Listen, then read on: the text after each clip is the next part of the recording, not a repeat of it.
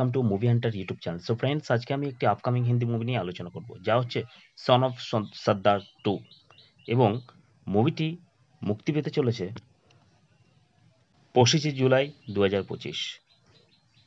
প্রধান চরিত্রে যারা অভিনয় করেছেন তারা হচ্ছেন রাভিয়া, রাজা ভাই, আরাফ, টনি, শরৎ সাক্সেনা, নীরু বাজোয়া, সঞ্জয় মিশ্রা, দীপক ব্রোডিবাল ও প্রধান চরিত্রে যিনি অভিনয় করেছেন তিনি হচ্ছেন অজয় দেবগন।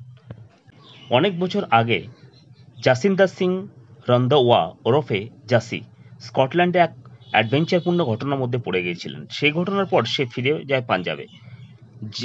নিজের শান্ত জীবনে কিন্তু ভাগ্য আবার তাকে ডাক দিল স্কটল্যান্ডে।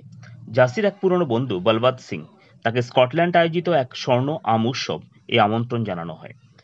এই উৎসবটি শুধুমাত্র আম খাওয়ানো নয়, এটি একটি প্রতিযোগিতা, যেখানে প্রতিযোগিতায় একটি রহস্যময় গোল্ডেন ম্যাঙ্গো খুঁজে বের করবে, যা শহরে সম্মান এবং গৌরব প্রতীক।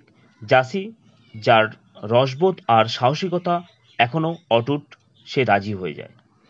জাসি যখন স্কটল্যান্ডে আসে তখন সেখানে সে দেখে পরিবেশ শান্ত হলে অদ্ভুত কিছু ঘটনা ঘটেছে। শহরে একটি গ্যাং চক্র, যাদের নেতৃত্বে রয়েছেন রাজা ভাই রবি কৃষ্ণ ওরফে, মানুষের উপর আধিপত্য বিস্তার করতে চাইছে। এই গ্যাং শহরে ব্যবসা, স্কুল, এমনকি শিশুদের পর্যন্ত ভয় দেখায়। জাসি প্রথমে বুঝে উঠতে পারে না, কিন্তু তার আগমনের পরপরই এক ভুল বোঝাবুঝির মধ্যে পড়ে যায় তারা। এদিকে স্থানীয় পুলিশ ও রাজা ভাইয়ের লোকেরা ভাবে সে একজন বিখ্যাত ভারতীয় হিটম্যান। নাম এক হলেও কাজ আলাদা। আসল হিটম্যানের নাম JS রন্ধাওয়া, যিনি এই সময় স্কটল্যান্ডে আসার কথা। এই ভুল পরিচয়ের কারণে জাসি হঠাৎ হয়ে ওঠে সবার আতঙ্কের কারণ। স্কটল্যান্ডে জাসির পরিচয় হয় রাভিয়া এর সাথে। রাভিয়া একজন এনজিও কর্মী, যিনি শিশুদের নিয়ে কাজ করেন। তাদের প্রথমে দেখা হয় এক স্কুল ফাংশনে, যেখানে জাসি নিজের হাস্যরস ও পাঞ্জাবি গান দিয়ে শিশুদের মন জয় করে নেন। রাভিয়া প্রথমে জাসিকে সন্দেহের চোখে দেখে, কিন্তু ধীরে ধীরে তার চোখে স্পষ্ট হয় যে এই মানুষটি সত্যি সৎ ও সহজ সরল। ধীরে ধীরে তাদের মধ্যে বন্ধুত্ব জন্ম নেয়, যা পরিণত হয় এক অন্তরঙ্গ ভালোবাসায়। গল্প মোড় নেয় যখন রাজা ভাইয়ের লোকেরা জাসিকে অপহরণ করে। তারা ভাবে সে সেই হিটম্যান যার মাধ্যমে তারা প্রতিপক্ষকে সরিয়ে দিতে পারবে, কিন্তু জাসি সুযোগ বুঝে পালিয়ে যায়। সঙ্গে নিয়ে আসে আরো কিছু অপহৃত শিশু, যারা রাজা ভাইয়ের লুকানো আস্তানায় ছিল। এই শিশুদের মধ্যে সবচেয়ে সাহসী ছিল আরাফ, একজন 12 বছর বয়সী বালক, যার পরিবার গ্যাংস্টারদের ভয়ে এলাকা ছেড়ে পালিয়েছে। আরাফ জাসির বন্ধু হয়ে ওঠে।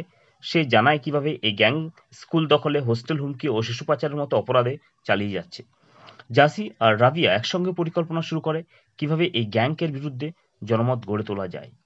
জাসি কোনোদিনই খুন বা হিংসা বিশ্বাস করে না। সে হাসি, রসবোধ আর বুদ্ধিমত্তার মাধ্যমে যুদ্ধ করে।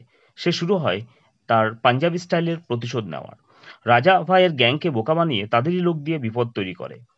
একদল মজার চিত্র, যেমন এক ভুলভাল ইংরেজি বলা পুলিশ অফিসার, এক চাওলা গায়ক এবং রাভিয়ার অসাধারণ দিদিমা এই অভিযানকে আরো মজাদার করে তোলে। নানা রকম হাস্যকর ভুল বোঝাবুঝির মধ্যে গল্প এগোনো এক সিরিয়াস ক্লাইম্যাক্সের দিকে। শেষ দিকে রাজা ভাই জেনে যায় যে জাসি কোনো হিটম্যান নয়, সে একজন পাঞ্জাবি লোক, যার ভেতরে শুধু হাসি নয়, অসীম সাহসও আসে। রাজা ভাই ক্ষিপ্ত হয়ে পড়ে এবং পুরো শহরে এক ভয়াবহ সন্ত্রাস চালাতে যায়। জাসি আর রাভিয়া শিশুদের নিয়ে পালিয়ে যায় শহরের এক স্কুলে, যেখানে রাজা ভাই তাদের ঘেরাও করে। কিন্তু একসময় জাসি পুলিশকে খবর দেয় ও একসঙ্গে তারা একটি বিশাল অ্যাকশন সিকোয়েন্সের গ্যাংস্টারদের শেষ করে। পাঞ্জাবি বীরত্ব, স্থানীয় সাহসী পুলিশ, শিশুদের বুদ্ধি আর রাভির মানবিক মনোভাব একত্রে এক বিপ্লব গড়ে তোলে। শেষ পর্যন্ত রাজা ভাই ধরা পড়ে এবং শহরে শান্তি ফিরে আসে। সবকিছু স্বাভাবিক হলে শহরে শুরু হয় সেই স্বর্ণ আম উৎসব। এইবার শহরের সকল শিশু, নাগরিক এবং পুলিশ একসাথে উৎসবে অংশ নেয়।